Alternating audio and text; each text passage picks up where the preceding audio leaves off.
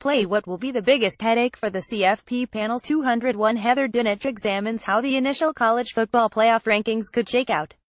201,100 p.m. BS enter the bureaucrats, the true rulers of the republic. The time has come for the people with the final say on college football's postseason to hold their first meetings in that swankiest of spots, the Gaylord Texan Resort. The time has come for the 13-person college football playoff selection committee to reveal its first rankings of the 2017 season. Tuesday, 7 p.m. ET, ESPN and ESPN app.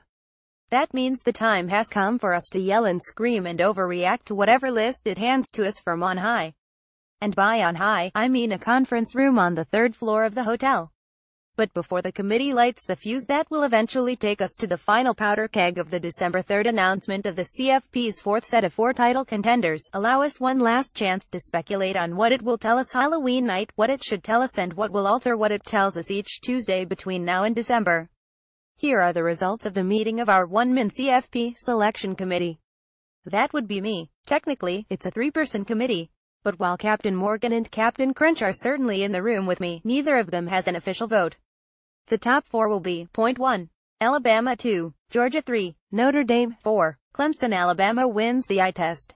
The CFP committee loves the eye test, especially the 5 former coaches in the room.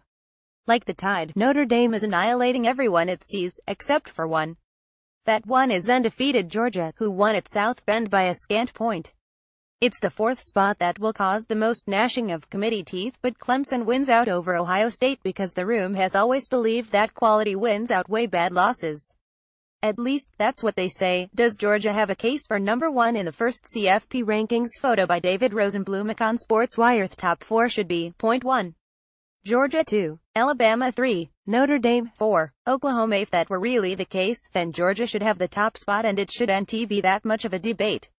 The Dogs' win at Notre Dame continues to look more impressive, while Bama's win over Florida State in the greatest opening weekend matchup ever isn't really that anymore, is it? Meanwhile, in the beauty contest between loss teams, Oklahoma's loss to Iowa State doesn't look so bad anymore, does it? And despite the Big 12's overall issues, the Sooners' bulldozing of the Horseshoe remains one of the year's most impressive victories.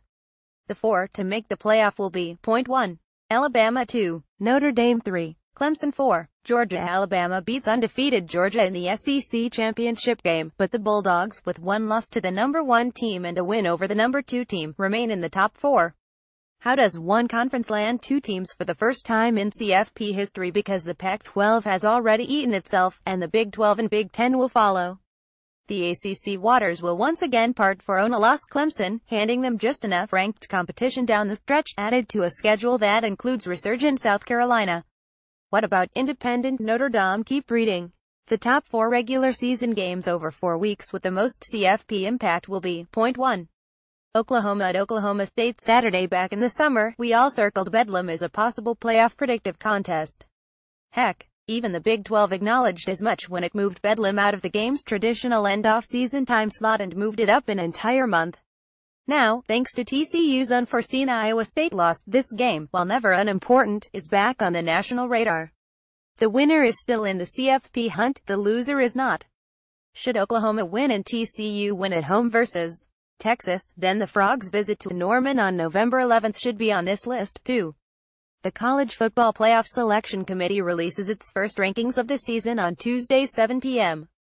ET on ESPN and ESPN app. Here's what you need to know about the process. Point 2. Georgia at Auburn November 11th. Nope, not the Iron Bowl. Not yet. The CFP impact of that game and even the true importance of the SEC championship game depends in no small part on what happens on the Plains on November 11th in a game that already has been overshadowed by those other 2.3. Michigan at Wisconsin November 18th. Wisconsin has had no problem winning over AP or coaches poll voters. But if the Badgers are ever going to convince the CFP selection committee that they are better than their woeful strength of schedule record, this visit from the Wolverines coming 1 week after a home date with Iowa is their chance. The real impact here reaches beyond Madison. The Big Ten's other playoff hopeful, Ohio State, needs Wisconsin and Michigan to be at their best at the season's end, as the Buckeyes will be looking for wins to add to their Penn State victory and water down the memories of their Week 2 loss to Oklahoma.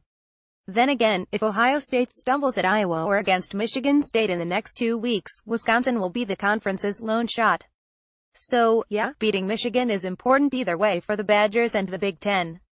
538 will update its college football playoff projections after every game and new selection committee ranking. Projections. 4. Notre Dame at Stanford November 25th. There are a lot of ifs attached to this one. But if they fall the way of the Irish, their regular season finale will be ginormous. If Notre Dame continues with its practice up to this point of not merely beating teams, but decimating them, then even their lack of the mysterious 13th data point to conference title won't matter if they've soundly whipped a pack of teams, all competing for their conference titles, namely USC, NC State, Miami and the Cardinal. Remember, their only loss was by 1 point to a team likely playing in the SEC title game, the Dogs. So, stomping Stanford the weekend before they might be playing in the Pac-12 championship could be quite the closing statement while they are sitting at home watching everyone else play. The top 4 things you need to keep in mind as we go forward are, Point 1. Being ranked in the first top 4 can be dicey. Let's call this the state of Mississippi rule. Remember the very first CFP rankings that dropped on October 28, 2014. The people of the Magnolia State certainly do, no matter which side of the Egg Bowl they prefer to sit. Mississippi State was ranked first and Ole Miss was fourth, with Florida State and Auburn stuffed in between. The following week, the Rebels dropped out of the top 4, joined by the Bulldogs a few weeks later. By the time the final rankings were released on December 7, FSU was the only one of the first 4 to make the playoff field. Likewise, 2 of the first 4 in 2015 didn't make the final group. LSU debuted at number 2 and wound up ranked 20th. Last year, eventual title combatants Alabama and Clemson held down the first top 2 spots, but the second pair Michigan and Texas A&M both missed the playoff. A&M ended up losing the Texas Bowl to Kansas State. Point 2. Being ranked outside the first top 4 isn't the end of the world if all those teams fell out. Someone had to replace them, right? Last year was the least volatile of the 3 CFP seasons. Clemson and Washington each picked up a loss in the weeks after the first rankings but finished in the top 4. Ohio State started at number 6 after losing to Penn State but crept into the top 4 by season's end. The 2 years prior were more crazy. In 2015, 8 teams rolled through the 4 spots over the 5 weeks of the rankings, including Oklahoma, which made the final group despite being ranked 15th in the first ranking. In 2014, 8 teams showed up in the top 4 over 7 weeks, but Ohio State, which wasn't among the top 4 until the final rankings, was all the way down in 16th in the initial standings and wound up winning the national title. Point 3.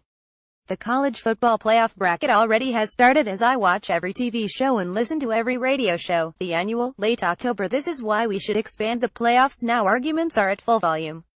But the reality is that the elimination bracket already has started.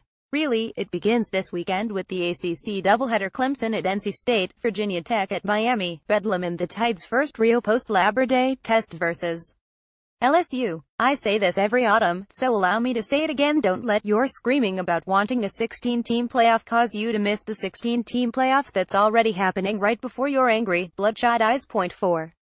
We know nothing, but it is fun to speculate, right? In the end, we can do all the guessing and surmising and pontificating we want. But and this goes for both one-man selection committees and actual 13-person committees, our mutual homework is the same. It's the greatest assignment ever. Take your seat or turn on the TV and watch to see how it all plays out. How does the saying go? That's why they play the games.